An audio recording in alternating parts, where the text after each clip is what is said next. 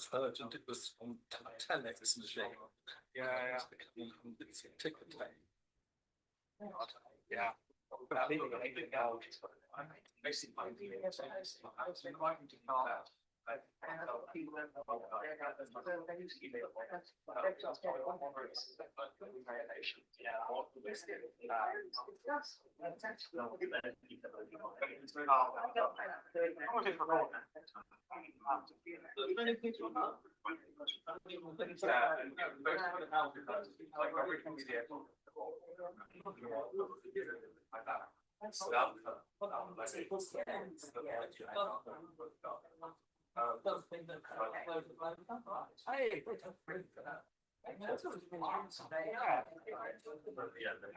Shall we get started? Yeah, let's get in there.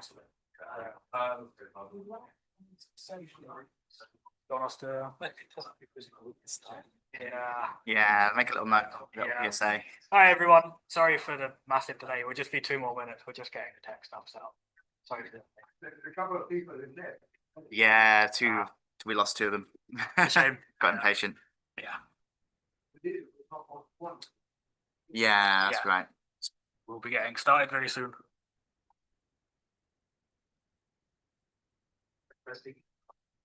Testing. Hello. Is it working?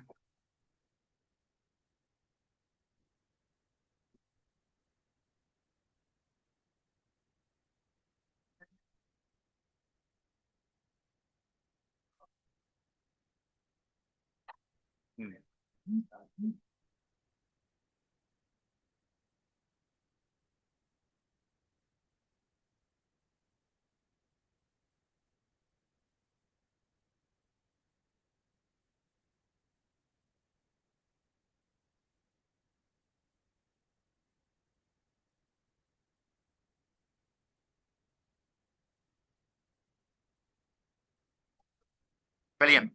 Perfect. Okay. Sorry again for the massive delay, everyone. Just want to thank everyone for coming down to this meeting today. We'll be hearing a report back from a recent delegation to Socialist China.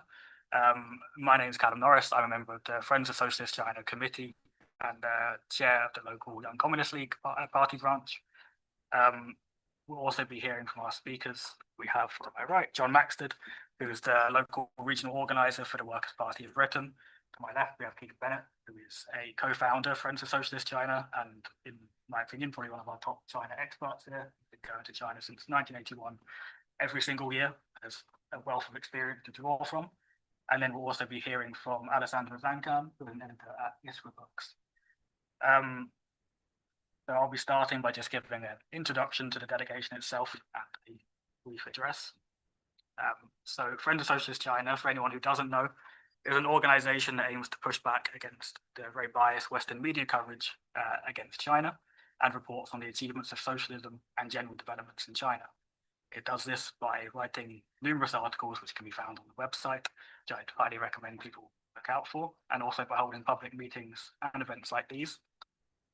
Friends of Socialist China also now has international recognition, having held its first delegation to China last year, and it followed up again in May this year with a delegation of people primarily from the United Kingdom and United States, from a variety of organizations, including the Communist Party of Britain, Iskra Books, Black Liberation Alliance, the Chow Collective, Freedom Road Socialist Organization, the Progressive International, and more. This delegation was organized by the International Department of the Communist Party of China Central Committee, who hosted us across China from the beginning of our trip in Xi'an to the very beginnings of the Chinese Revolution and the Communist Party in Yan'an, and all the way west to the desert cities of Dunhuang and Jiaoguan, and ending in the futuristic metropolis in Shanghai. All of our delegates from the various organizations came to learn about socialism in China from a variety of angles and areas of intrigue, whether that be party building a socialist movement in our home countries, or having a greater understanding of China beyond the Western presentation. But I think it's fair to say that every single one of us delegates came away satisfied. In fact, satisfied probably isn't the best word to use, but I can't think of a better one to sum up the emotions of our delegates. All of us felt positively and emotionally overwhelmed by everything we saw during the trip, with quite a few of us even crying at one point or another. Personally, I remember crying in Dunhuang, when we were taken to see a beautiful live performance, which was put on for the delegates of the Fourth Dialogue on Exchanges and Mutual Learning Among Civilizations. We'd attended a rather lavish opening ceremony, alongside delegates from over 100 countries, while the following day we were awaiting an address from the Vice President of China, Han Zheng, alongside remarks from political figures in Nepal, Laos, and Botswana. I had also been invited to speak at a parallel forum of the Fourth Dialogue, hosted by the Tsinghua University. So when we were taken to see this live performance, which also happened to be quite possibly the most beautiful live performance I've ever seen, I was simply overtaken by the emotion of it all. I couldn't believe that a very ordinary person like myself had been given this opportunity. As someone who works as a carer and support worker, I never expected to be asked to speak on such issues. Yet here I was being asked to speak about young people's issues in a country on the other side of the world. Not once have I, nor in fact has any other young person I know, ever been asked to speak on young people's issues in our own country. But it was not just a specific event that caused this emotion, but also the understanding that what I've believed in for years was proved. That my belief in communism, my belief in a state built on the interests and needs of ordinary people, on a society built on peace and not permanent warfare, doesn't just exist as an idea in my head, but exists also in reality, and has existed now for approaching 76 years. We saw firsthand not just what over 70 years of socialist construction had achieved across China, but also from where it began, with our host taking us to Yunnan, which is in many ways the birthplace of the Chinese Revolution. Here in Yunnan, some of the most important contributions and moments in the Chinese Revolution took place. First, it was where the Chinese Red Army concluded the heroic Long March.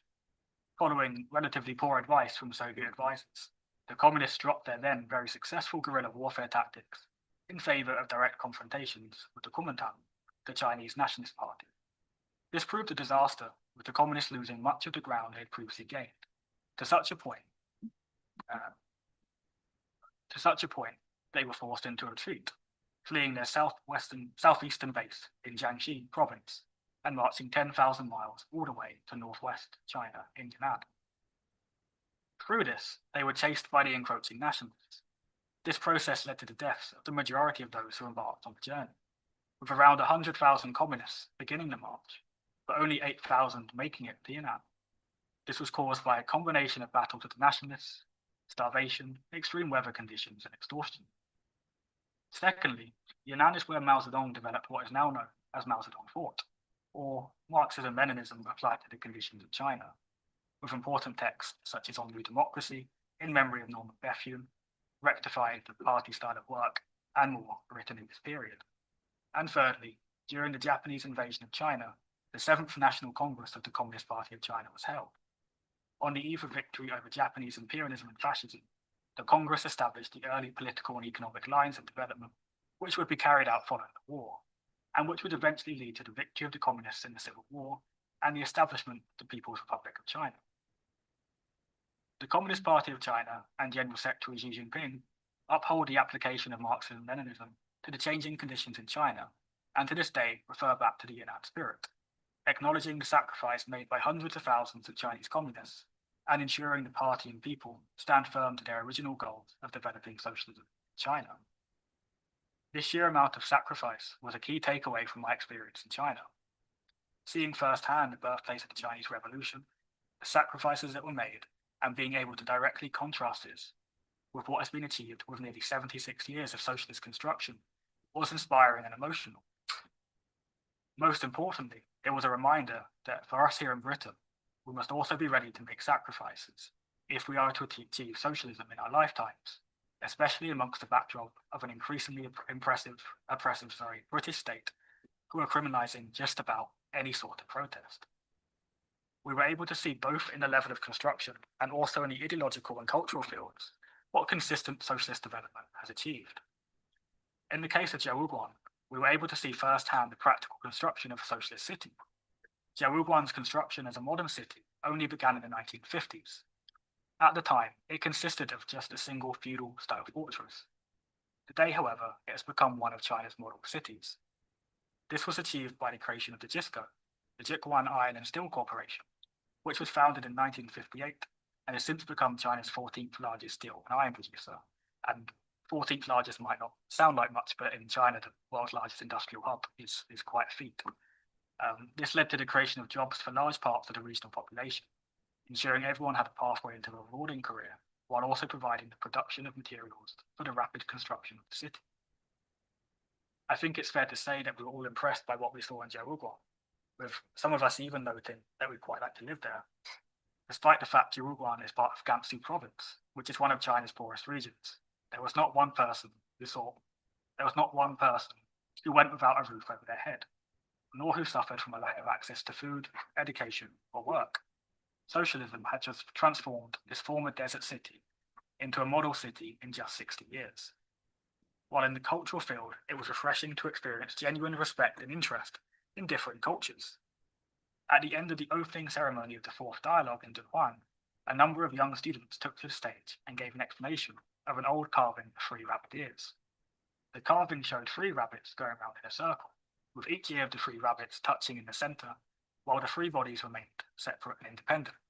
It was stated that this old carving of 3 rabbit ears, which had been found in the region, could be a basis for mutual understanding and exchanges of cultures, with the interconnecting ears representing the sharing of different cultures, and the independent bodies representing the cultures remaining intact. This is a core pillar of China's Global Civilizations Initiative, which was launched by Xi Jinping, and seeks to build a foreign policy based on mutual respect and learning from one another. One that is based on inviting other cultures in, learning from them, and strengthening our relationships with other cultures and peoples around the globe.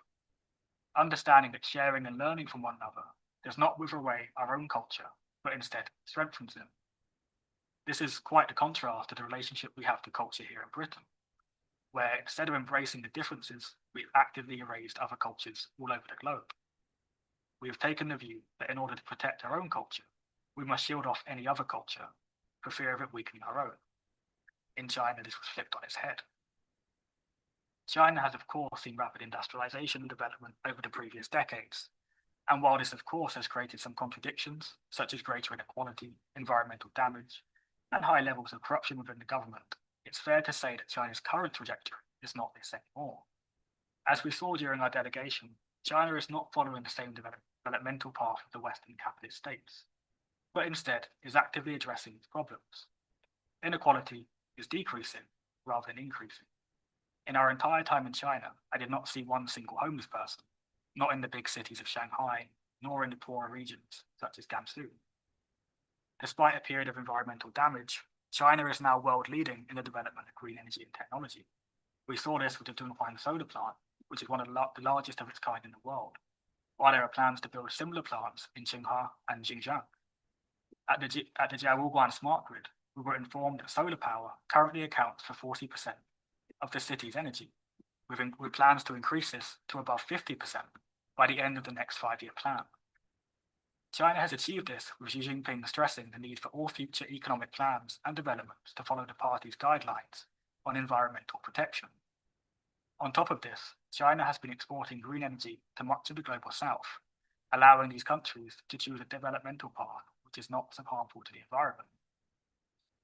Since Xi Jinping was elected General Secretary of the party, corruption has been severely cracked down upon, with hundreds of thousands of party members expelled for taking bribes and working for financial interests rather than the interests of the people. This is, of course, in stark contrast to what we see here in Britain, where corruption and working for financial incentives is awarded with promotions and pay rises, care for the environment is at most lip service, and inequality is reaching record highs.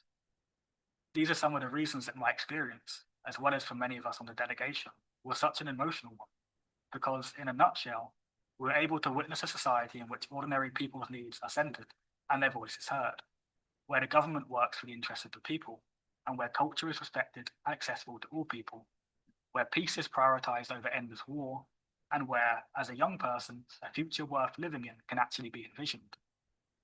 So to wrap things up, for those reasons I would encourage others also to learn more about Socialist China. I hope that today's meeting can play a positive role in that, and that hopefully those who haven't had the chance of visiting will have the chance to. I'm quite sure that it will prove just as rewarding and emotional an experience as it was for all of us. And also that it is of utmost importance for us in the imperial core to defend those countries which resist our own country's imperialist plunder and fight for a world which is worth living for. Thank you.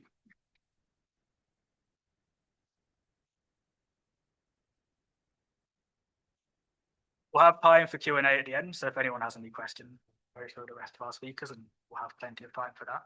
So I'd like to introduce Alessandro Zancan from Iskra next. Hi, everyone.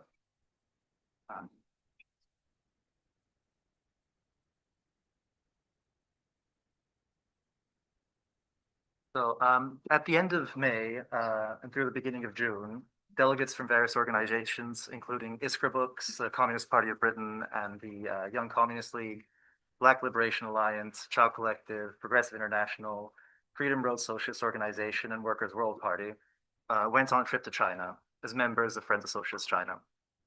We were graciously invited and hosted by the China NGO Network for International Exchanges, CNIE. So our first stop was in Xi'an by way of a short layover in Shanghai. We saw the Terracotta Army in Emperor Qin Shi Huang's mausoleum site museum, and we visited the Xi'an City Wall. We wandered a bit on our own, experienced the city as tourists before we moved to Yan'an. There we visited the Revolutionary Memorial Hall, as Callum noted, and the CPC base, and we actually got to enter Mao's house, Zhou Enlai's house, Yu Shaoqi's, and we got to stand inside the hall of the 7th National Congress. We then moved to Dunhuang, where we attended a number of meetings and conferences, headlined by the Forced Dialogue on Exchanges and Mutual Learning Among Civilizations, where we got to meet delegates from all over the world. And we visited one of China's biggest solar parks. We saw the stunning Mogao Caves and attended the Dragon Boat Festival celebration in the Gobi Desert, which was genuinely the best thing I've ever seen in my whole life. And nothing else really has ever compared.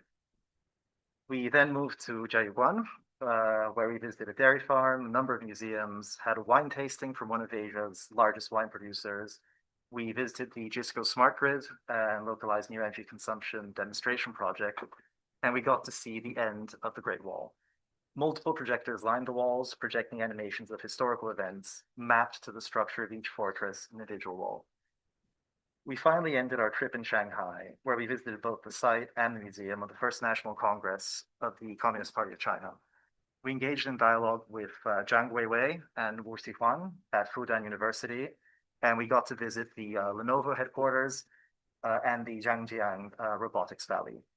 We visited the Bund on the last day, and I dragged a few comrades, including Callum, to a bookstore in the center to fill up the suitcase I purposely brought over and kept empty. I ended up bringing back 32 books. But yeah, gone through maybe 20% of them, but I'll get there. Anyway, that was a quick run through of the trip. Basically, what China's managed to build is a system that truly works for the people. There are over 100 million members in the Communist Party. There's no extreme poverty. Everyday life is cheap. Manufactured goods are of a high quality. Streets are safe, and the people are proud of their country. Which honestly, all of that is more than can be said of this country. It can be said of Italy, where I'm from. It can be said of a number of Western countries. Chinese citizens demonstrate this pride through their sense of civic beauty. The streets are clean, they're tidy, they trust their government because the government works for them. The levels of home ownership and the general price of housing are incomparable to the West. There's no police brutality, no daily shootings, and the police are not armed to the teeth. Their cities are built around people's needs. There's greenery everywhere, easily accessible public bathrooms, parks have padded running tracks, public transportation is dirt cheap. I mean, I could go on. So yeah, seeing the sorry state of affairs in the West, in Western countries, like the general lack of hope, the nihilism, it'll be very easy to be suspicious of China's claims, as many are. After all, what they accomplished doesn't really seem possible from our vantage point in the West. And it's not, because it's actually not possible here in the West. We do not have the infrastructure nor the political will to accomplish anything of the sort. Like when I first got back from the trip, I just really struggled. For 10 days, I experienced the functional, collaborative system, and to be thrown back into the mires of a decaying, crumbling country was, well, depressing, to say the least. but after the post-trip malaise relented, I was filled with hope and optimism. Like China showed me that a better world is possible. So how does China do this? Well, plenty has already been said about socialism of Chinese characteristics, about Xi Jinping thought, and the general course of Chinese development. But I would like to focus on an aspect which I think has been overlooked and is of vital importance to us in the West, as it is an aspect we actually have some degree of control over, and that aspect is technology.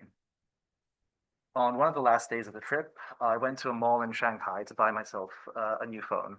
I specifically wanted to go to a Huawei store because I wanted to have a play around with their flagship folding phones and laptop, which I'm sure some of you might have seen on social media. I had a lovely shopping experience. I bought a 90-pound phone that works like a 500-pound phone.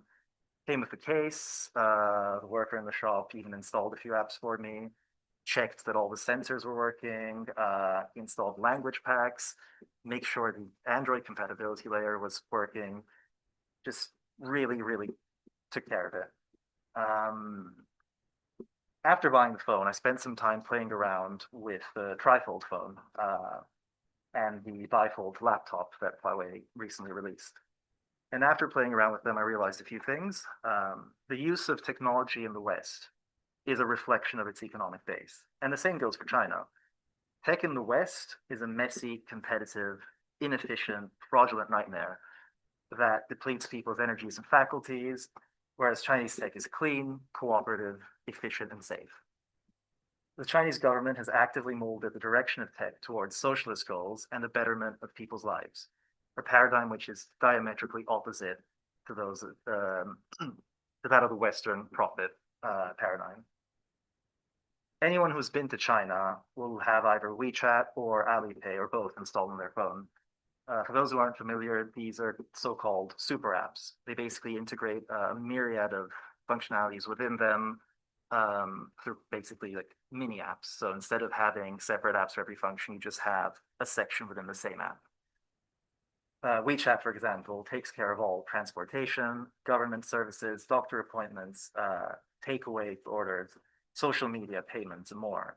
On a train, you can order takeaway to be delivered to your seat at the next station. You can book a Didi, which is the Chinese equivalent of an Uber. You can book flights directly on the app, and you can also pay your bills, all with the same account. No matter where you are in China, you can use these apps to access all these services with little to no friction. Data privacy is guaranteed through something called an anonymous token system. Basically, the government verifies and validates your account, then sends that verification to companies, but with your data anonymized.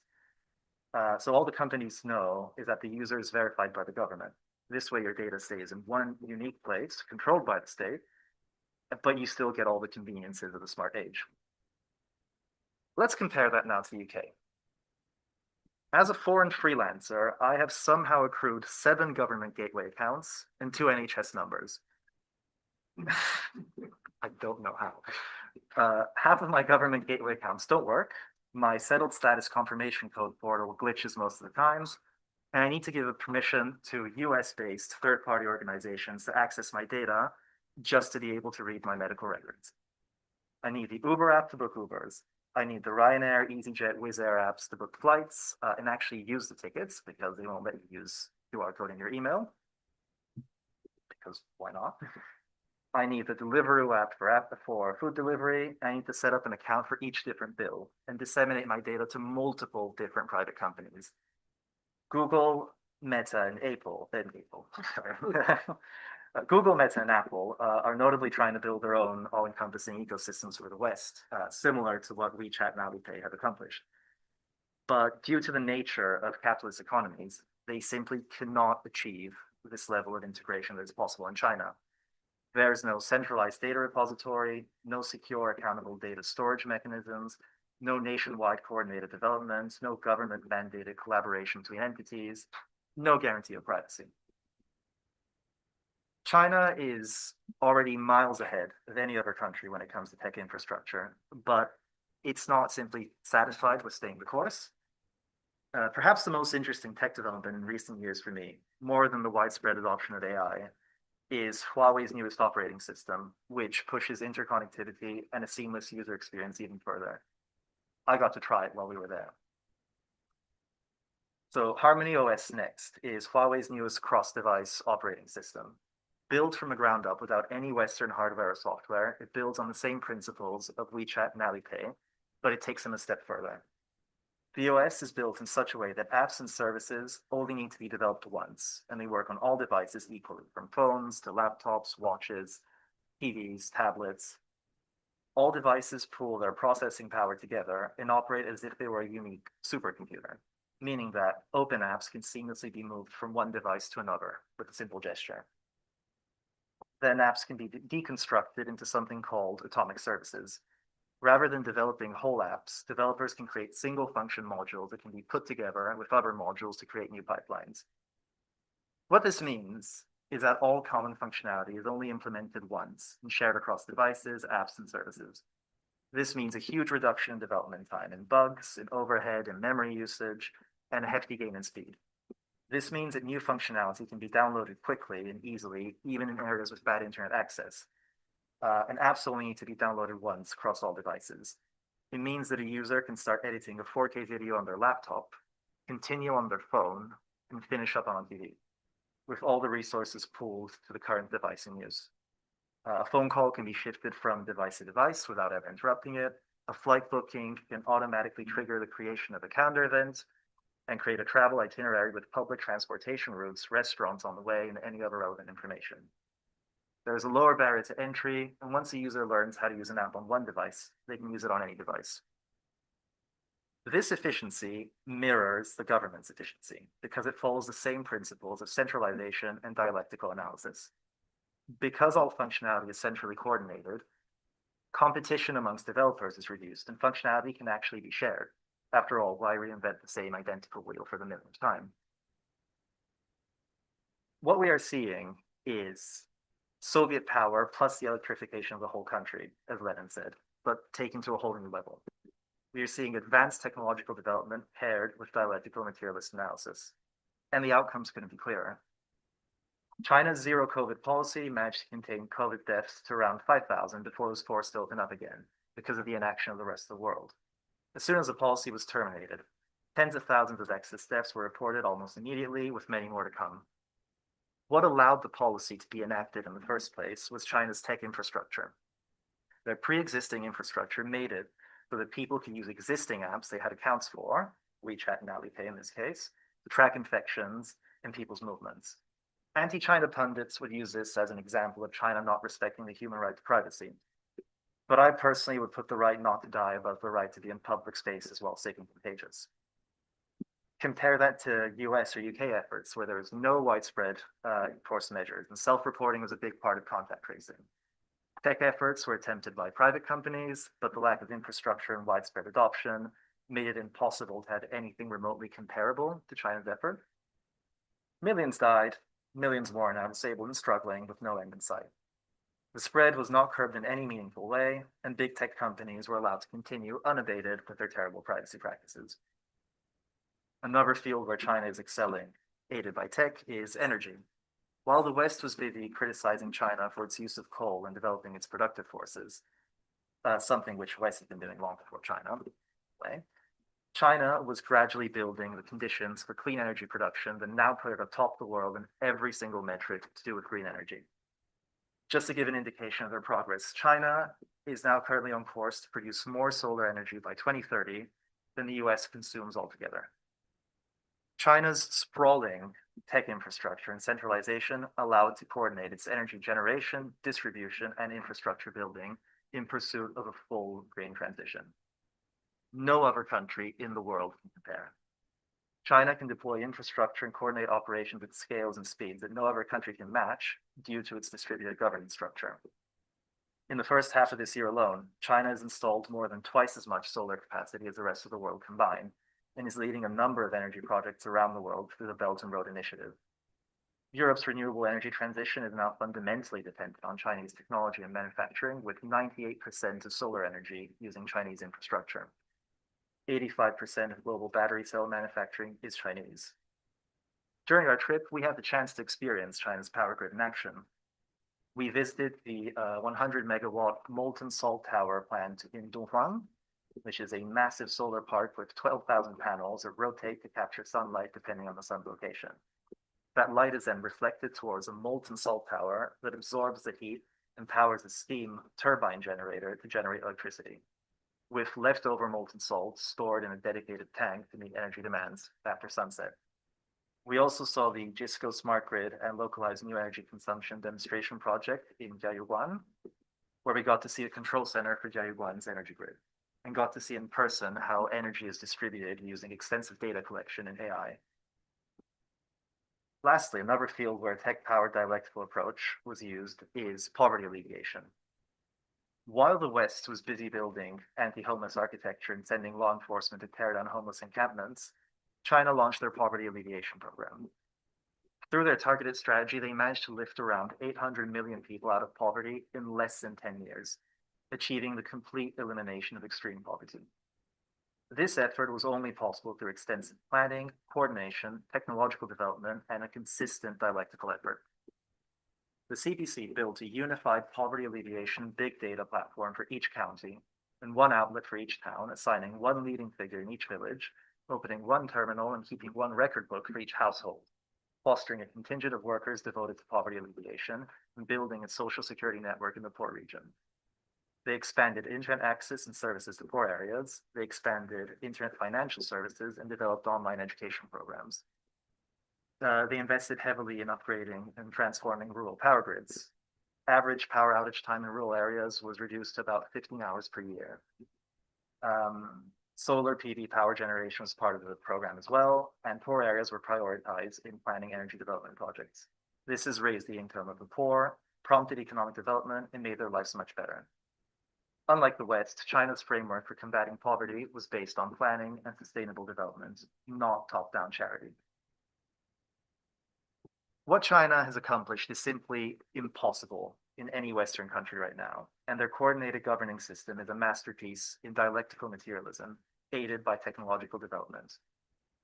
China was not responsible for the conditions that made it provide cheap labor to the West, but it used those conditions to embed itself in the global market and develop its productive forces to become a superpower in every field.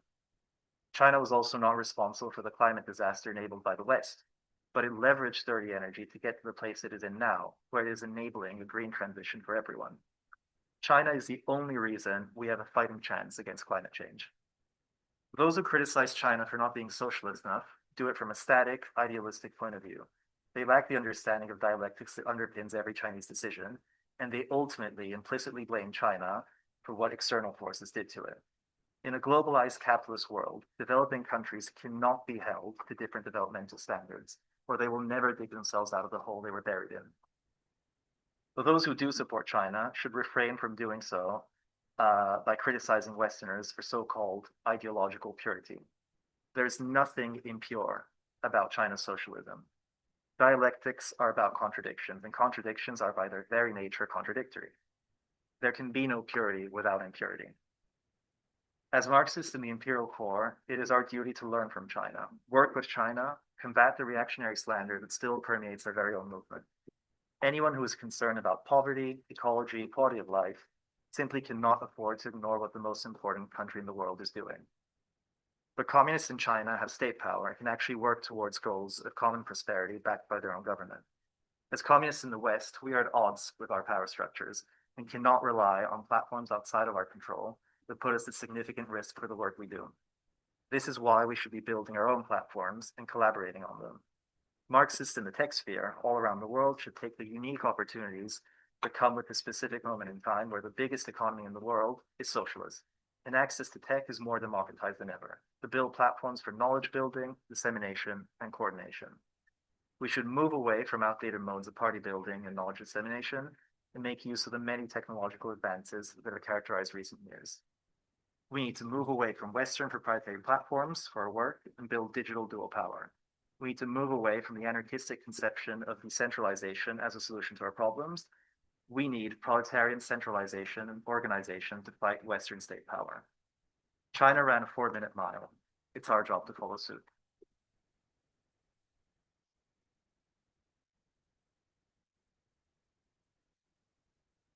Thank you, Eddie. That was fantastic. So we'll hear from John next. Thanks, Callum. I'd just like to start by saying a big thank you to the Friends of Socialist China for inviting me to this talk today. My name's John Maxted, and I represent the Workers' Party of Britain as its regional coordinator for southeast of England.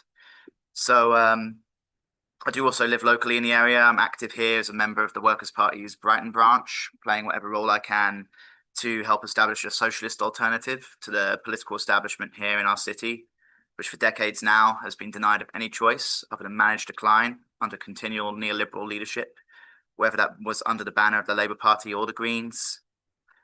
In defiance of the hostile policy of the British state, the Workers' Party has openly and proudly advocated for a policy of friendly relations and win-win cooperation between the People's Republic of China and Britain. We recognise China's peaceful rise as an economic superpower, in large part as a result of its rugged state sector, as a tantalising example, potentially even a model of development to be emulated for building socialism one day here in Britain as well. Having seen firsthand what has been accomplished there myself, I've become convinced that the Chinese example is one for the world to follow. In virtually every field and by almost all metrics, China is now steaming ahead of the West. From raw industrial muscle in producing simple consumer goods to sophisticated manufactories for producing cutting-edge semiconductors, China is a dominant force.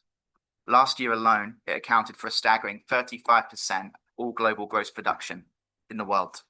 Full stop. In the words of economist Richard Baldwin, China today is now the world's sole economic superpower.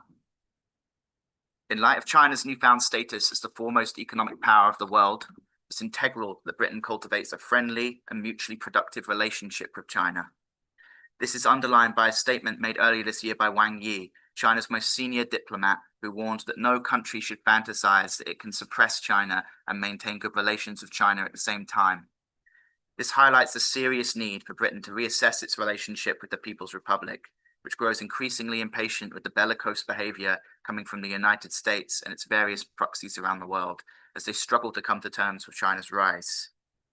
A Pew Research Centre study conducted earlier this year uncovered that an overwhelming majority of British respondents still favour economic ties of America over China, despite the clear and growing inequalities in our trade relations with the US, not least of all our dependence on expensive liquefied natural gas, which has in large part driven the dramatic increase in energy prices across the board in Britain. Consequently, it shouldn't come as much of a surprise to any of us here that Britain today has the highest industrial energy costs anywhere in the world. Oof. Oh. Under such conditions, British industrial redevelopment is nigh impossible, and our continuing national decline is a foregone conclusion.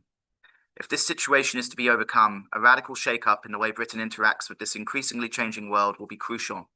Such a change must be led by a corresponding shift in public opinion, which is why organizations like the Friends of Socialist China, with their mission to foster a fact-based understanding of China, are so essential. As I stated earlier, I had the opportunity to visit China and witness the achievements of its socialist system firsthand in June of last year, when I was selected as a party delegate for a 12-day workshop attended by representatives from communist and workers' parties drawn from all over the world. We spent this time visiting various sites across 3 provinces, the capital in Beijing, the Liaoning province in Manchuria, and the Zhejiang province of the eastern coast. While here, we had the chance to meet various civic leaders, as well as business leadership in a number of key strategic industries, including state-owned heavy industry giant NHI Group.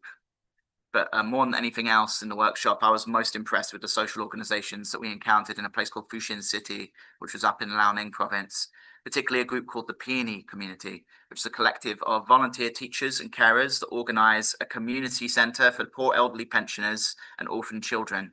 They provided this with rigorous state funding and vital volunteer support from local Communist Party cadres. The center and others like it provide tutoring services for the orphan children in their care to ensure that they get the extra support they need, and even provide communal enrichment activities to foster a collective community spirit. To me, this represents probably the most serious litmus test for any socialist government, how it treats the most vulnerable members of society. In this regard, despite its status as a developing country, the Chinese social care system already demonstrates a more humane approach in the treatment of its elderly population than here in developed Britain, where our ailing loved ones are too often left to fend for themselves in dismal conditions, receiving little to no assistance from the state they've struggled their whole lives to support, whilst receiving inadequate care from untrained and under-resourced care staff who are themselves struggling to keep their heads above the water on a subsistence wage.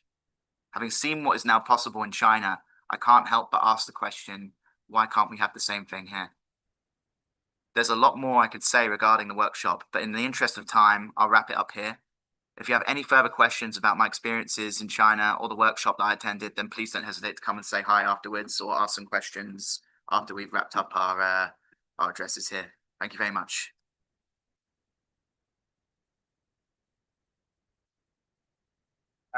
We'll move to our final speaker, is Keith Bennett, and then we'll have time for Q&A afterwards. Right. Okay, thanks very much.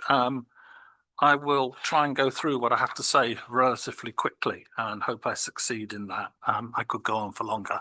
I was on the same delegation with Callum and Alessandro that they've talked about, but I'm not going to speak about that. I'm going to speak about another visit I've just made to China. I got back a week ago today. I just returned from 5 days in China. Maybe it's a function of getting old, but it already feels like it was years ago that I was there.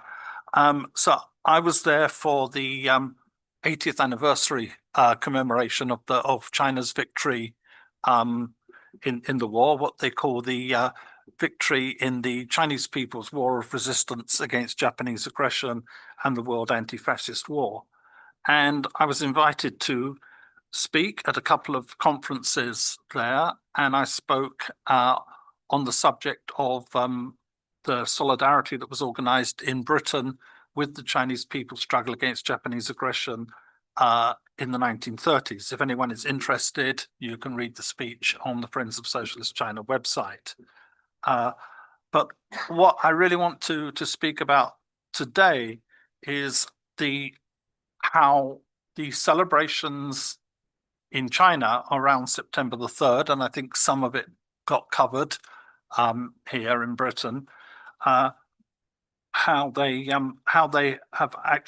reflect what's happening in terms of a reconfiguration of international politics and a developing change in the international balance of forces. So anyway, on September the 3rd, I went to the military parade, which I guess is what was shown on TV here, at least to some extent.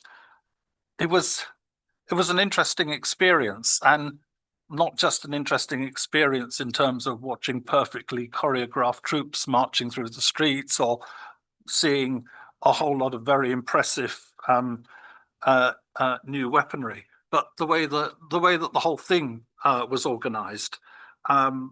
So our day, the group of people I was with, our day started with a call to our rooms to wake us up at 4 in the morning, and we had our first security check before leaving the hotel at 5:15 in the morning. And the previous night, we've been told that we were lucky because of all the groups that were being assembled. We had the latest checkout time of all for the departure. I had a friend from Hong Kong who was also up for the celebration, and he phoned me that night. He said, "What time's your check?" He says, "Oh, you're lucky." But then I also read that the Sky journalist was complaining that their first security check was at 11 p.m. the previous night. I'm sure the Chinese did that to punish the Western press. So you went through 3 security checks before you got to your place just at the side of Tiananmen Square, and that, each one of them you put your identification tag, the QR code on, and your photograph came up on the screen. It was very rigorous, understandably, but it wasn't intrusive, and it worked beautifully. And one of the interesting, obviously there were the security personnel there checking, but they were also, if they saw anyone was having difficulties, they were there to help. None of them appeared to be armed, and more to the point, every few steps there were young women and men, student volunteers who were just there to help and say hello to people and check. And in this way, 50,000 people assembled seamlessly without there being any crush, almost no queuing anywhere. And we all got, every one of the 50,000 people got a little red bag, like a mini backpack. And in there you had just about everything that you might need for this for the time you're there. Drinks, but also a kind of face cloth to wipe away the sweat if needed, because it was a very hot day, a plastic raincoat in case it rained, and so on. It was, you know, it was so nicely organized. Then we came obviously to the parade itself. The press says, well, it said that about 75% of the weaponry that was displayed there was shown for the first time. And previously, in the run-up, the People's Liberation Army had said that they were going to show a lot of new weapons, and they did. Some of them are listed in an article I wrote about it immediately afterwards, which again is on our website and was also printed in the Morning Star. I rattled off all the names there, not because I knew what they were, but because I looked on the Xinhua news agency and they told me. But it was very much seen as a wake-up call for the Pentagon. At least that's how it was presented in the West. And there are stories, I don't know if they're apocryphal or not, that you can tell what the degree of attention is in the Pentagon because the orders from a nearby pizza delivery place shoot up. And apparently they rocketed up that night. Obviously, it was the previous night in Washington with the time difference. But what you can see there is that when it comes to the high-tech weaponry for the future, hopefully it never needs to be used. But if it has to be, that in many respects, China's defense equipment is increasingly the equal of that of the United States and NATO. And in many respects, it's actually ahead. So I said I would talk about the international balance of forces and how that was reflected basically in who was there. And again, if you want to get a full kind of breakdown on who was there, it's all being meticulously documented on the Friends of Socialist China website, bit by bit. I think there's about 7 pieces that I've prepared that are still to go up on the website.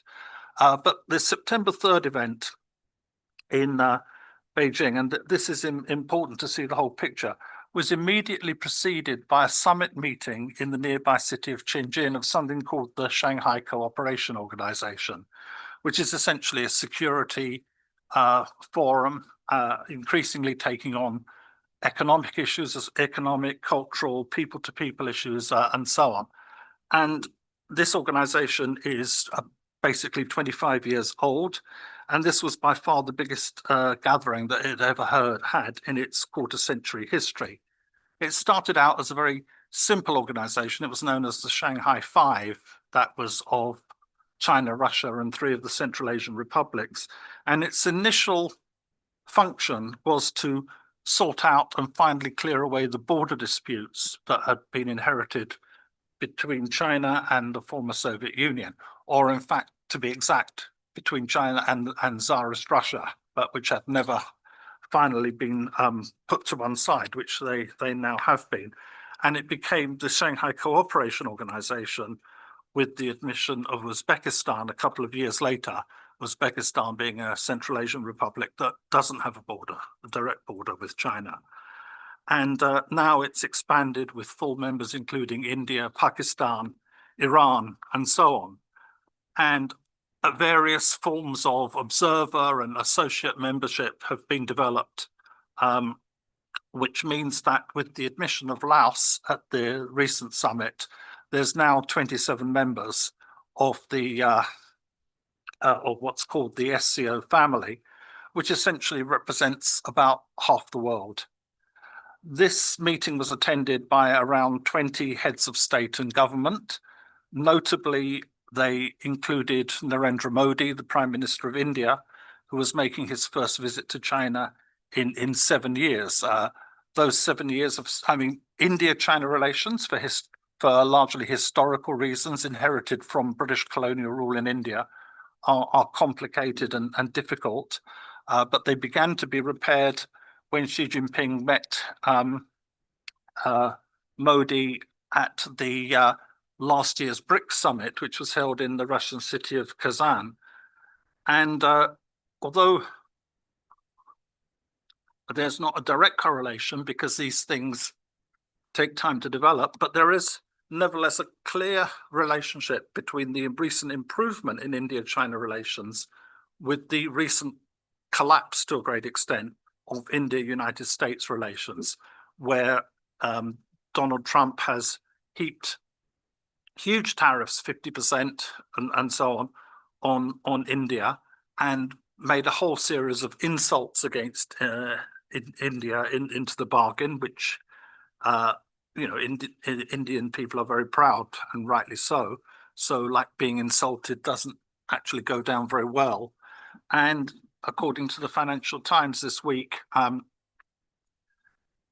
the United States has actually been putting pressure on the European Union to up tariffs on India and China, because India and China buy oil from Russia. Now, with these attacks on India, Trump has basically upended around a quarter of a century of US policy, which has been very clearly directed at trying to dislodge India from a positive relationship with China and to make it an ally of the US and other imperialist powers. And the United States has been doing, of course, similar things with Brazil and South Africa. So between Russia, China, India, Brazil, South Africa is still the original core of BRICS membership, even though it's been expanded. And you have a series of attacks by the United States on Brazil. It's over the question of the legal proceedings against Bolsonaro, the former far-right president. In South Africa, it's around ridiculous accusations that there's some kind of alleged white genocide against Afrikaner farmers in South Africa. And of course, revenge. The whole invoking of genocide is revenge for the stand that South Africa has taken in taking Israel to international courts, charging them with genocide. And the subtext, of course, is that Brazil is the relationships that Brazil and South Africa have with Russia and China. So Trump said that he would issue one tweet or impose one tariff and BRICS would collapse. But as some people have said, what he's succeeded in doing is making BRICS great again. And you have BRICS, you have the Shanghai Cooperation Organization. So what you actually have is essentially an interlocking and overlapping pattern of international structures emerging, which are grouping greater and greater sections of the global South, and which exclude the imperialist powers. And China is at the center of that, and including with a whole number of other structures, such as the Forum on China-Africa Cooperation and the Forum between China and CELAC, which is the Community of Latin American and Caribbean States, which was originally set up by Hugo Chavez. So you had the August 31st to September 1st meetings of the Shanghai Cooperation Organization, and you had the commemoration on September the 3rd of the 80th war anniversary. So you had about 20 heads of, as I said, about 20 heads of state and government for the Shanghai Cooperation Organization, and 26 for the September 3rd. Of course, many national leaders attended both, but not all. For example, India's Modi, Turkey's Erdogan attended the Shanghai Cooperation Organization, but not the war commemoration. And you had others who attended on September the 3rd who were not involved in the SCO process. And besides the 26, you had many other countries, including, for example, Nicaragua, East Timor, and Brazil, who were not represented by their president, but nevertheless by at a very high level. Others, Nicolas Maduro from Venezuela was presumably unable to go because of the complicated, shall we put it, situation with the United States at the moment. But instead, in Caracas, together with the Chinese ambassador, he unveiled a monument that day honoring China's contribution to the war. some countries had a kind of dual representation. For example, Vietnam's prime minister attended the Shanghai Cooperation Organization meeting, and then but its president then attended on September the 3rd. Cambodia again had their prime minister in Shenzhen, but the King of Cambodia and the Queen Mother in Beijing for September the 3rd. Another significant factor is that all 5 socialist countries, China, Vietnam, Laos, the Democratic People's Republic of Korea, and Cuba, that all 5 socialist countries were represented by their head of state. I think this is certainly the first time that all 5 of them have ever been together at the same event. In Vietnam's case, again, interestingly, because September the 2nd was the 80th anniversary of the Vietnamese National Day. So you had the presidents of Cuba and Laos were both in Hanoi on September the 2nd and in Beijing on September the 3rd. And the Cuban president then also visited Laos after his visit to China. Of course, one of the things that certainly got publicity in the West was the presence of Kim Jong-un from the Democratic People's Republic of Korea and Vladimir Putin. There was huge play made of the optics of the fact that in the military parade you had Xi Jinping standing there with Putin on one side of him and Kim Jong-un on the other. And I have to say that it was actually it made quite an impression even in China itself. When we were waiting for the thing to start, you saw on the screen what was happening beforehand as each leader came up individually to be greeted by Xi Jinping and his wife, and they went on and on and on. And finally, Kim Jong-un came, and then last of all, Putin. And you could hear it was a very audible reaction among the people who were seated in Tiananmen Square for this. And now this, of course, is presented in the Western media as being some kind of snub to the West. And, maybe it partly was.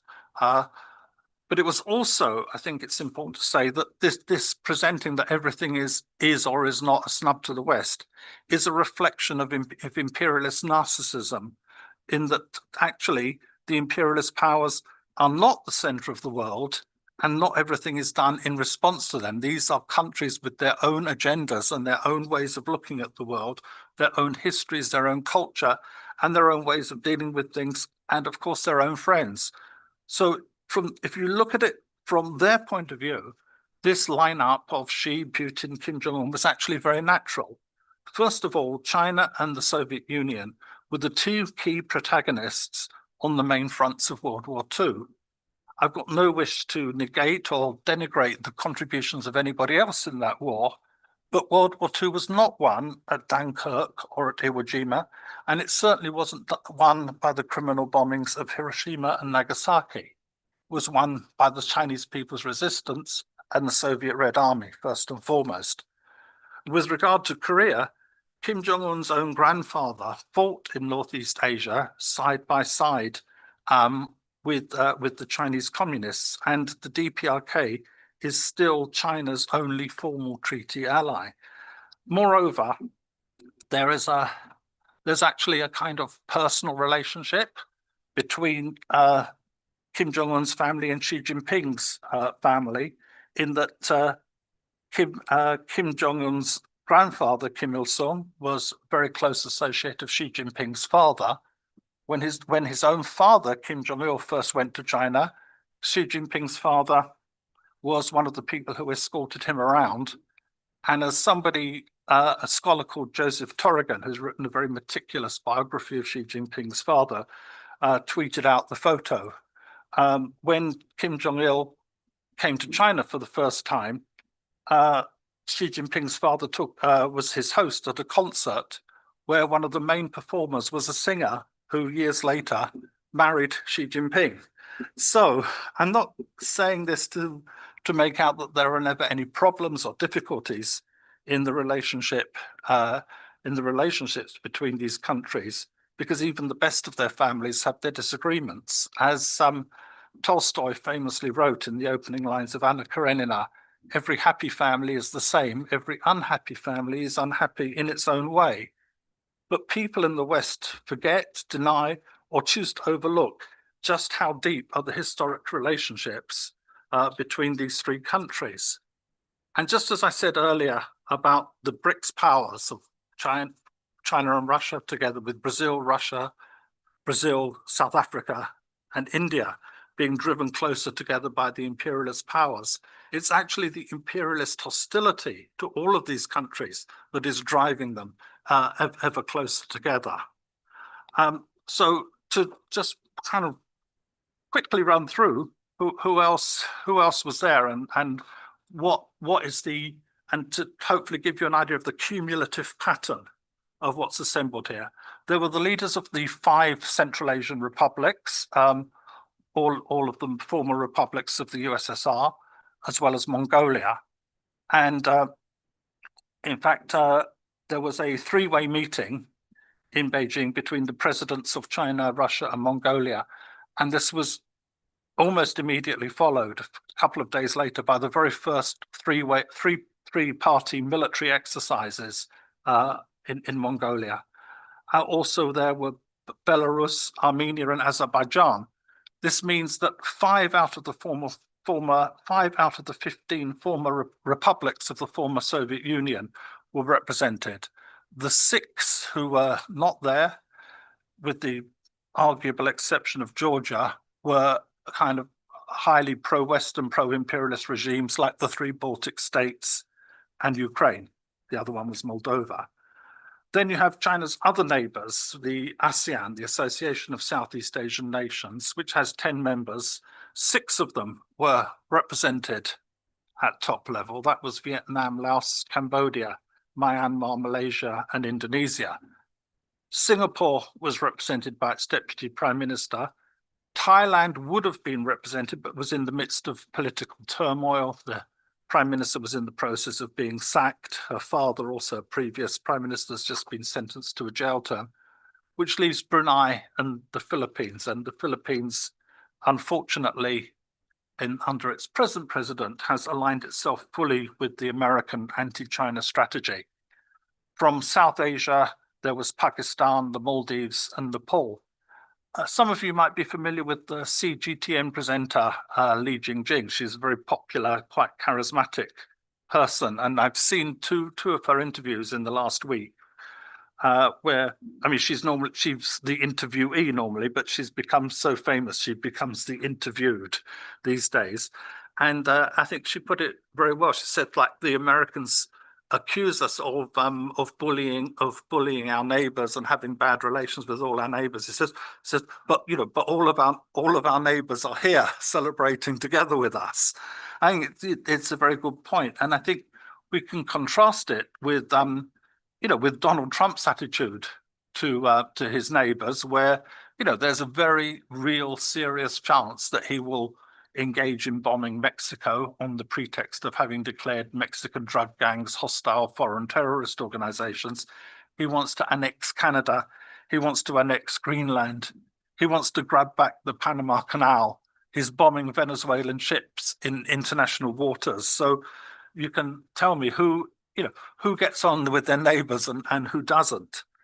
From Africa, the presidents of Zimbabwe and the Republic of the Congo, that's Congo-Brazzaville, not Congo-Kinshasa, were there. Of course, those are both countries that have a long relationship with China, going back in particular to the liberation struggle in Zimbabwe. And Congo is the current co-chair with China of the Forum on China-Africa Cooperation. Europe, of course, was much less represented. The leader of Serbia was there. And again, of course, Serbia is a country that has historic friendship with China, particularly going back to when NATO bombed the Chinese embassy in Belgrade at the end of the 1990s. Slovakia was the only European Union and NATO member, but under the present government, considered very much an outlier in EU and NATO terms. Hungary and Bulgaria had a lesser level of representation, respectively, the foreign minister of Hungary and the deputy prime minister of Bulgaria, who was also the leader of the Bulgarian Socialist Party. Whereas from Romania and Greece, there were former prime ministers. So the question is, why was the West absent? And the simple answer to that is because they chose to be. And this, I think, this is a serious matter. It's part of what we might call the current Western revisionism, which is why both China and Russia constantly say that we have to defend the accurate historical record of World War II, because what we have today is a situation where those who liberated Nazi death camps, just like the Soviet Red Army liberation of Auschwitz, and yet the legal heir of the Soviet Union in international law, namely the Russian Federation, is excluded from that commemoration, whereas the state that perpetrated that genocide is an honored guest, as is the state that is perpetrating today's genocide, with Netanyahu turning up despite being a wanted criminal in the eyes of the International Criminal Court. So it was the West that chose to stay away. The Chinese would have invited them all of them, and that of course led to a somewhat bitter and deranged tweet, even by his standards, from Donald Trump, where he said that, please, he says, oh, my good friend Xi Jinping, and says, and he says, US gave a lot of blood and treasure to free China, and I hope that's acknowledged. As a matter of fact, the Chinese always acknowledged the contributions of the United States in that period with the Flying Tiger pilots and so on. And then he said, please give my best regards to Vladimir Putin, my friends Vladimir Putin and Kim Jong-un, as you conspire against the United States. So it's a kind of imperialist narcissism, together with kind of like baby Trump, why have I been left out? And if you look at the breadth and the quality in terms of actual political alignments of who was there in Beijing, I think it's also very significant, because not only did the West make it clear that they disapproved of this, but Japan, which in some cases in Southeast Asia is still a major aid donor, actively called on and demanded that states stay away, saying that it was an anti-Japanese activity. Well, I mean, it just shows the Japanese failure to actually settle accounts with their own war crimes. Incidentally, there was a former Japanese prime minister there, Hatoyama, who was one of only 2 prime ministers since the 1950s who it is not from the Liberal Democratic Party, which is really neither liberal nor democratic, or even in its way of operating much of a party. And Hatoyama was essentially toppled by US maneuvers because he tried to take an independent stand. And so Hatoyama was there very much as an honored guest in China. And the right-wing media in Japan and right-wing forces in Japan were saying that his passport should be taken away and he should be charged with treason. Anyway, I think it's a particular kind of imperialist conceit and hubris to refuse invitations and then complain about who was there. But who was there and who was not there, I think indeed tells a story, namely that the fundamental division of the world that was analyzed by Lenin at the time of the formation of the Communist International into oppressor and oppressed nations remains valid. But the important difference is that today, without minimizing the continued power of imperialism, the continued prevalence of neocolonialism, and the contradictory and often tenuous nature of the emerging United Front, the long oppressed global majority is starting to take its destiny in its own hands, to build new societies and to restructure the pattern of international relations in keeping with the new and emerging realities. Now, every country has its part to play in this, but politically, economically, and as seen in the parade, increasingly militarily, it is socialist China that is the indispensable nation in driving forward what Xi Jinping refers to as changes unseen in a century. And that is the real significance of the events in China in the last couple of weeks. Thanks very much.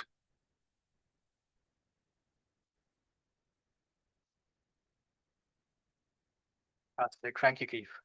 So we've got about 10 minutes for Q&A. If anyone had any questions for any of our speakers. I'm sure they won't throw us out promptly, will they? We hope. Maybe. There's more of us than them. This is true. Yes. Yes, my name is Dave Baker. As you might hear from my accent, I was not born in Britain. I come from South Africa. But I've been here 65 years now. Try to get rid of my South African accent, but nevertheless, my question is as follows. My own family now work in places like Dar es Salaam, maybe and when I talk to them, I mean, the problems of development in Africa, it surprised me. I'm sorry. Are you your name, John? I'm Keith, that's Keith. John. John, that's key. When you mentioned Africa, you talked about Congo, Zimbabwe. Well, yeah. Now, I want to know, because my families, when I talk to them about China, they say things like, China, for example, was involved in Tanzania in building the railway. And the railway now, which is short, I mean, I don't know a lot. I think I put it into family grandchildren and so on. But history is they enact quite a flight. I've been to Madagascar and watched some of the development there. And the amount of land that China has now, it's claimed Chinese land to provide food to China. I remember being quite stunned by it. Now, my question really is, I went to a meeting of the GNTC conference of Latin America, and I heard from one guy who was talking about how positive China was and how they do not enact kind of vast costs on any loan we solve.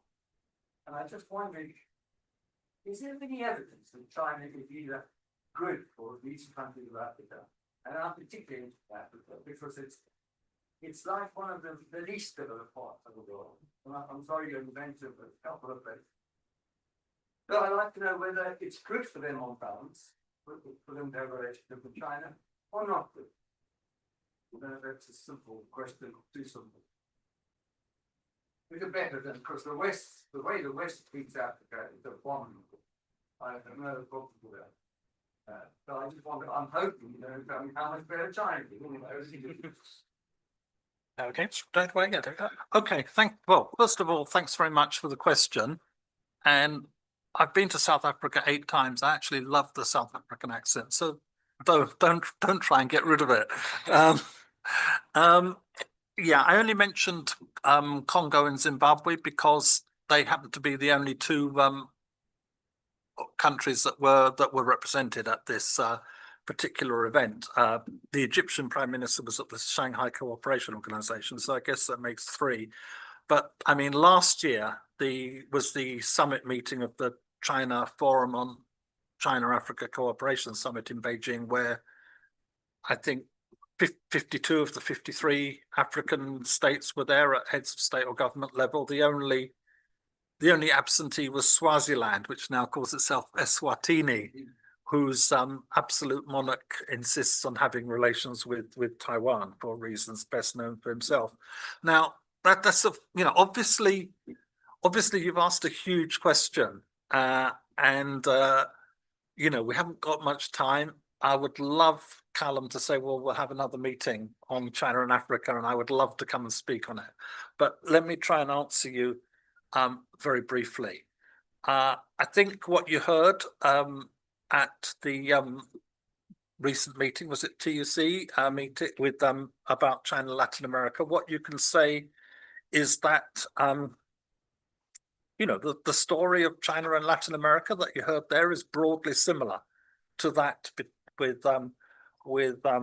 between China and Africa. Now, of course, in the Western media will say, oh, China is only interested in Africa for mineral resources that it needs, and of course, Africa has,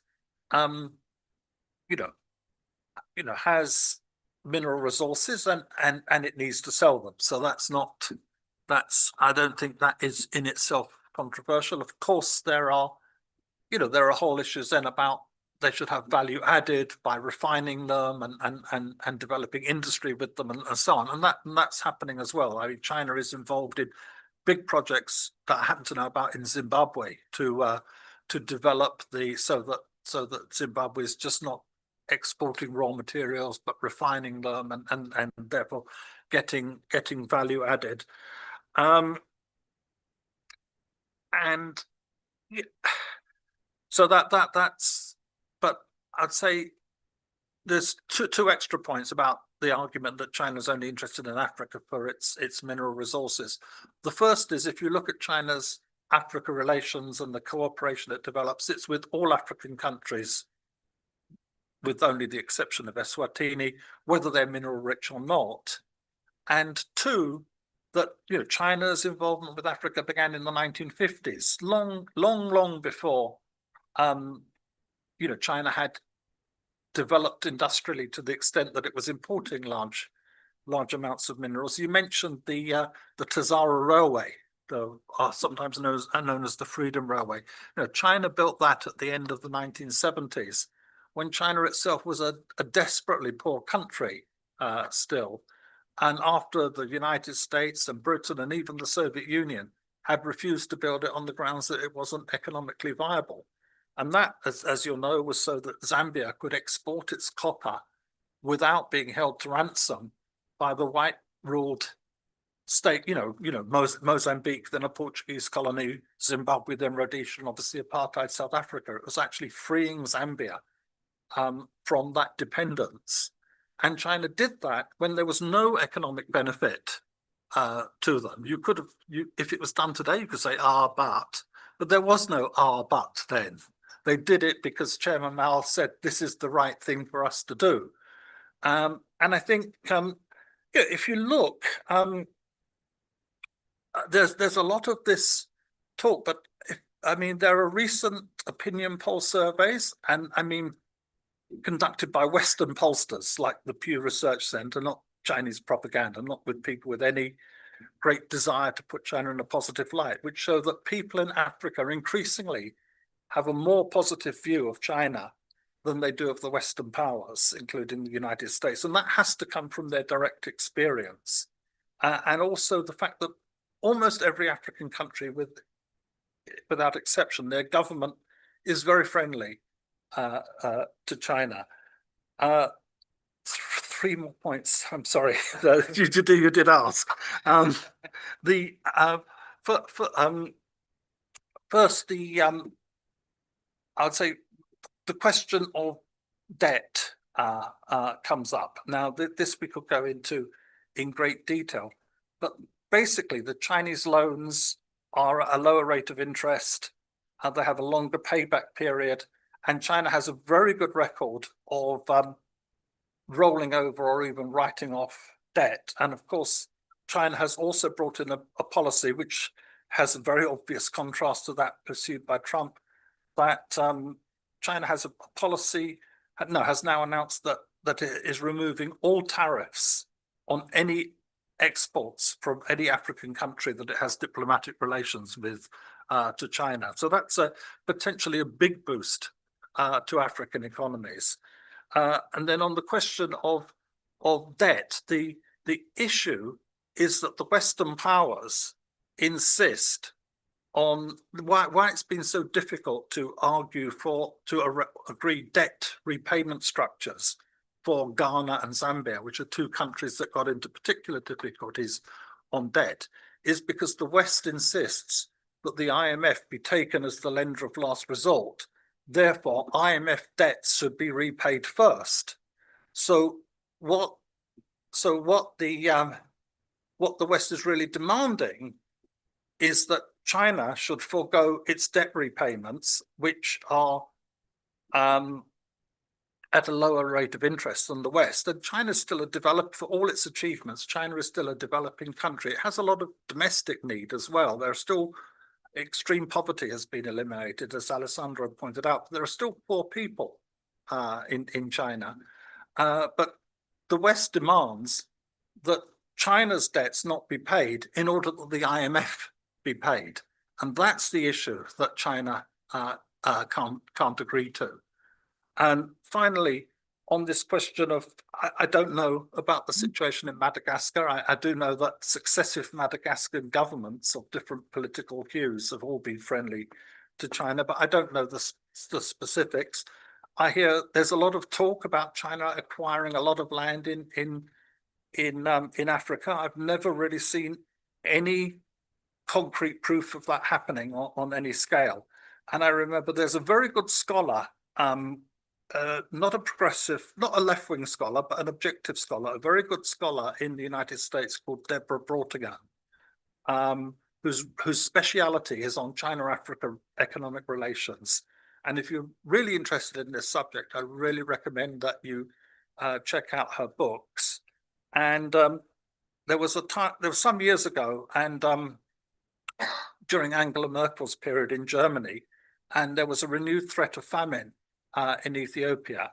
And somebody in the German government put out a tweet and said, the problem is there's going to be a famine in Ethiopia because the Chinese are buying up all the land and agricultural land and shipping all the food to China.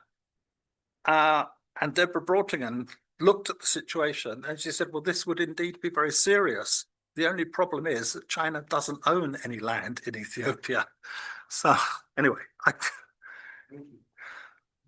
Yeah, I hope that was a good answer to your question. Yes, you had your hand up then, Grace. I want to give thank you for saying more on Hungary in China.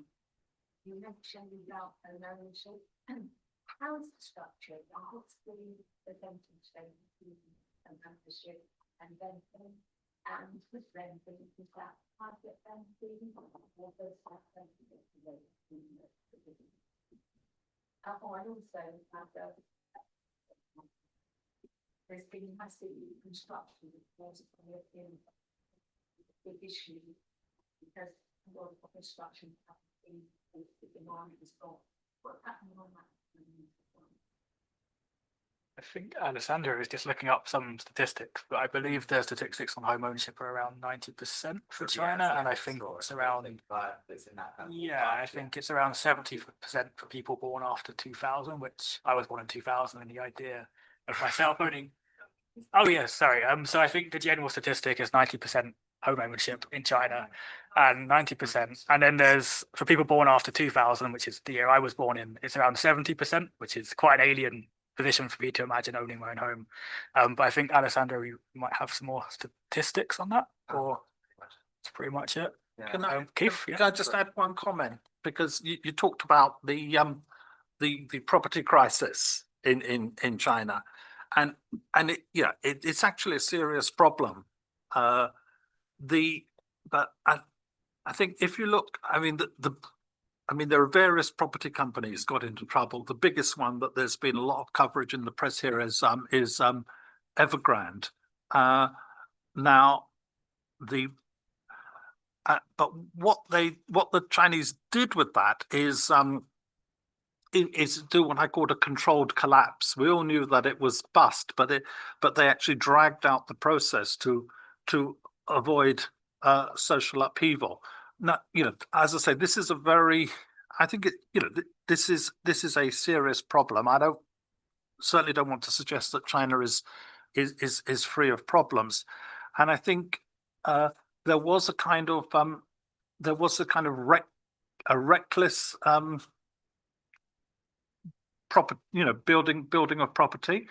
On one level, it was kind of understandable because there's at least one book I've got on my shelves which is all about how China's empty cities and there are these places and there's nobody living in them. But of course, in time there will be. They're not. China is also building ahead, but there was this kind of, to a degree, unregulated property boom, and part of the reasoning for that is that all urban land in China is owned by the state. Rural land is owned by collectives, but there's a market in land use. So a major area of local government financing was by local government selling land use in order to fund the things that local government needed to do in terms of social services and so on, but an unhealthy housing market grew up around this. So at the party congress a few years ago, Xi Jinping spoke about this, and he said that homes are for living in, not for investment. And it was the one single line in his Congress report that got the loudest and longest applause from the delegates. So it really spoke to what people in China felt was a problem. And one of the issues, of course, is that because Evergrande went bust, basically a lot of people have paid for homes which are still not built. But a lot of those were people who were buying them in order to rent them, or indeed buying them to give to their under-30s offspring. What I would say is that if a property crisis of even remotely that magnitude had occurred in another country, you'd have had hundreds of people homeless and sleeping in the streets. Whatever has happened around it, and I'm not going to pretend it's a great situation, but nobody is homeless as a result of it, and that I think is important.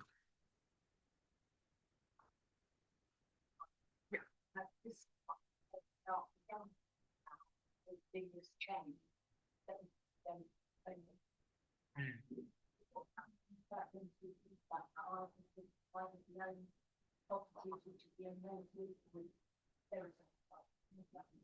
believe there's still a private sector when Yeah, it comes to renting, but I know that there's quite strict laws on second and third homes. So in China, compared to here, taxation is very high. If you were to, you could say own one home and rent it out. If you own a second home, the taxation jumps hugely, and so on consistently. So a lot of people maybe don't find it as profitable to be a landlord in the same context that it would be here. But yeah, so I think it's sort of like that.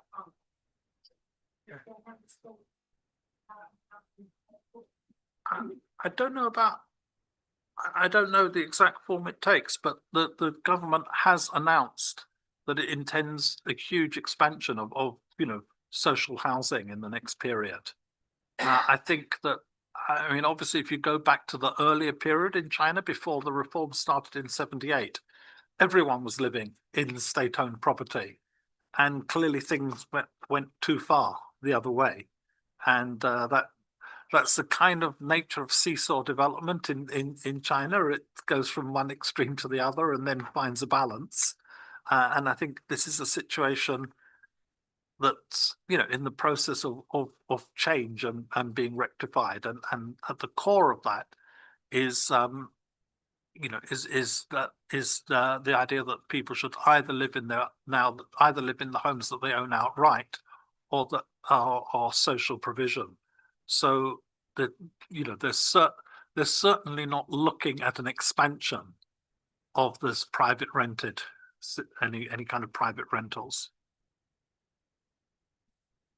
We had Grace and Adam. Do you have your hand up? I was just going to come in the housing. Yep, please. Question, yeah. Basically, where you can see that pressure drop off among people, I think it may be that understand, but you have to also take into account the quite significant part of the young population is either students or minor workers, or maybe still with your family. And so they're not owning their own home, but 70% of them are. I don't know what the statistic is specifically, whether it's owning their own home or family member.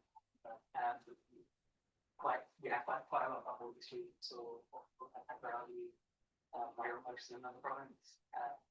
So that would have quite a bit. Thank you. Yeah. So if we go Grace and Alan, we'll probably have to wrap up. And then thank you. No, it's okay. If we have time, then we'll probably have to wrap up. This is my question, Monica. So what do you think of AI? Ali? How long have we got? It's great.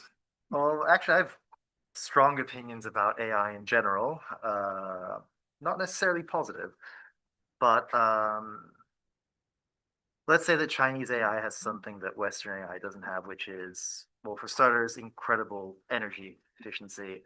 Like we saw the revolution that was DeepSeek when it first came on the market, and what was the immediate evaluation drop for OpenAI? There was like NVIDIA lost so much money immediately when DeepSeek came out.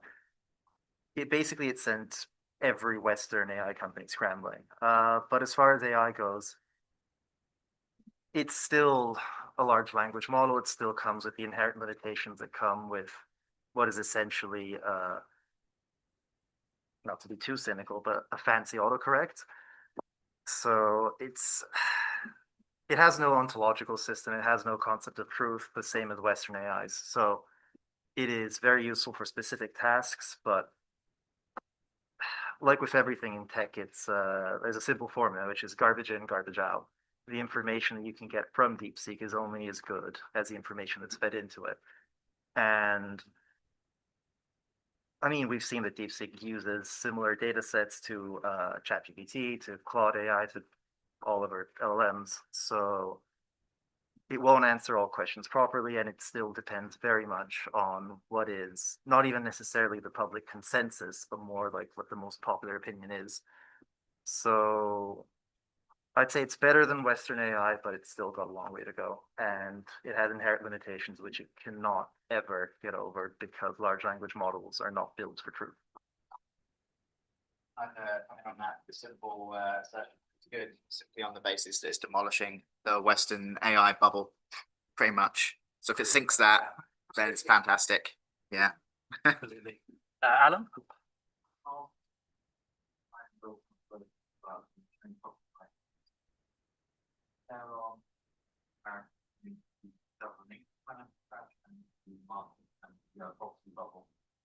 In America, and in the characters that Would anyone like to take that? I don't feel qualified to answer that. I just repeat what I said earlier, that I mean, a lot of people lost their homes in things like the 2008 and what happened in the United States, and and where people's mortgages went into negative equity and so on. And nobody lost their home in China as a result of the property crisis that we've seen in China. So I can't give you a specialized answer on that, but I think whether people have a roof over their head or not is probably the most important thing. Yeah, and Craig, you to wrap things up. I wanted to say, before I ask my question, I know that there was a time when the stock exchange were having this kind of troubles and China just shut it down for a night or something. I think it was 2012. I don't know if anyone knows the details about that, but that's like, I don't know if that was like a solution to that stopped kind of speculation, like it's a distrust and all. But so my question is though, do you guys have any predictions for de-dollarization and whether China will have any strategies for the kind of de-dollarized world? They're going to need to kind of peg the world. They're going to be too much of a cost to China. They're going to risk inflation to be the world currency. Does China have any strategies for that? Do you have any predictions for whether China can take that which and counter that kind of problem that de-dollarized world, or it's going to encourage them? Fantastic question. Quite a big question. That's a very big question. Would anyone like to take a go at that? Take I'll- 20 minutes to get into. I'll give you a quick answer. I'll give you a quick answer. I think there are actually two separate questions here which get wrapped up. One is the question of the trend towards de-dollarization, and the other is the question of whether the renminbi becomes the world reserve currency and replaces the United States in that role. Now, obviously, there's a certain connection between the two things, but they're also distinct. So, first of all, de-dollarization, I think, is an inevitable trend, and it's largely an inevitable trend by virtue of the doings of the United States itself, in that the United States has so weaponized the power that having the dollar as the world's currency gives them, that they're actually forcing countries to look for alternatives, whether that was particularly on their agenda or not. So there's a whole number of things that are happening in that regard. For example, China is setting up an increasing number of what they call currency swap agreements with different countries, which essentially means that if those countries' foreign currency reserves go down to a certain critical level, they can actually borrow or make use of Chinese funds in order to prevent their economies going into free fall. And of course, there's then the question of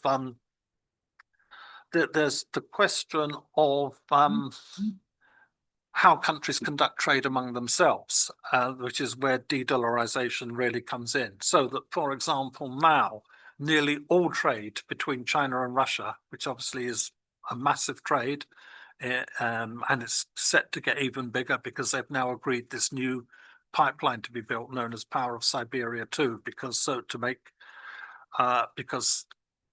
this is one of the most secure ways for China to get energy compared to having it transported from sea, which is possibly subject to US naval blockades and so on. So, for example, nearly all trade between China and Russia is now conducted in RMB and rubles, no involvement of the dollar or the euro or the yen or whatever, and that's being replicated in different countries increasingly. For example, China and Brazil have made similar sort of agreements, although they're not exactly as easy as people stand. Because if say, for example, you're going to say, well, we're going to pay for all our imports from China in RMB, well, where do you get the RMB in the first place? So there are technical and practical issues, and I'm not an economist on that sort of level by any means, but I know that it's kind of not as simple as sometimes people think it might be. And then there are other issues, so that, for example, nearly all trade between Iran and China is done using Chinese currency, for pretty obvious reasons in the case of Iran, which means that Iran is sitting on a huge stockpile of RMB, but because nearly all of Iran's oil exports go to China now because of the sanctions imposed by other countries. Same with Venezuela. But so Iran's sitting on this huge stockpile of RMB, which they can really only use to buy things in China. So these are the kind of practical issues, and but these things are different from the idea that, I mean, there is a certain internationalization of the RMB, but a full internationalization of the RMB and making which would be needed to make it the world's reserve currency comes in comes with risk. If the RMB is a fully openly traded, openly exchanged currency, then China actually loses China's fiscal sovereignty. Is undermined. That whether the Chinese government couldn't.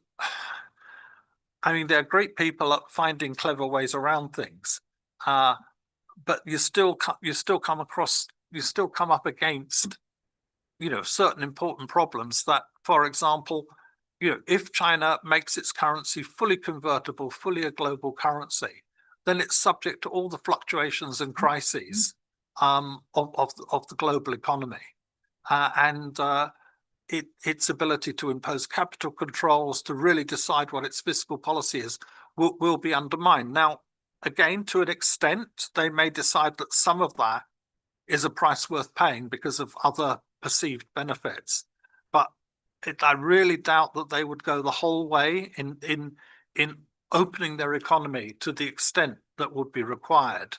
Therefore, I think the idea that's put about by a lot of people, including a lot of people who are friendly to China, that we're going to have the RMB as the world's currency and so on, I think it's actually quite exaggerated. It's very, very quick question here. How's China get along with its alternative? Question. Pretty well, I think. Transaction,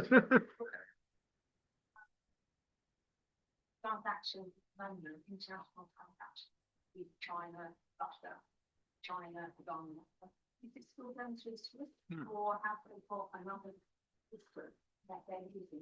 To the best of my knowledge, it's not going through SWIFT. I mean, if only because as far as I know, Russia and Iran are excluded from SWIFT anyway. But I mean, China has set up its own alternative to SWIFT. Russia already had one. So, you know, that as far as I know, both of them are in use in the commercial relations between Russia and China. And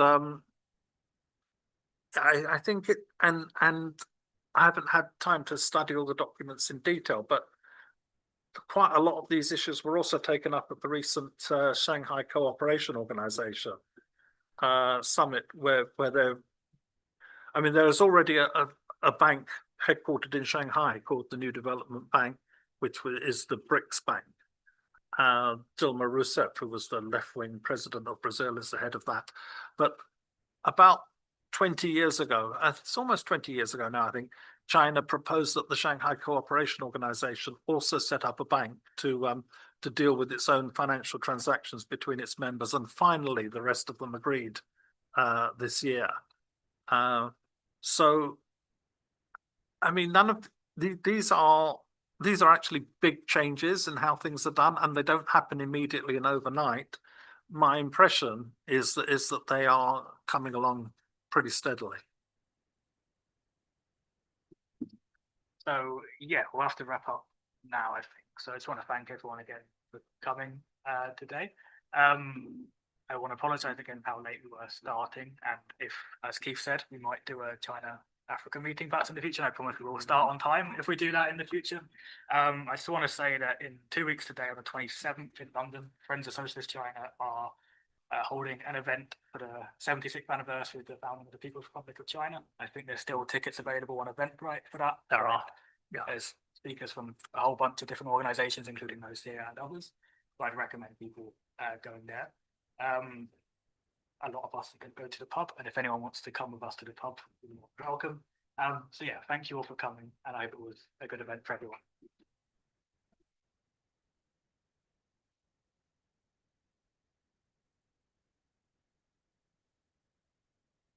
Yes, also, sorry, there is in the same room on the 23rd of September, there'll be a Morning Star event in solidarity of Cuba Solidarity Campaign. Yeah. Yes, so it'll be also good to see some of you there for that as well. Duncan on Thursday. Find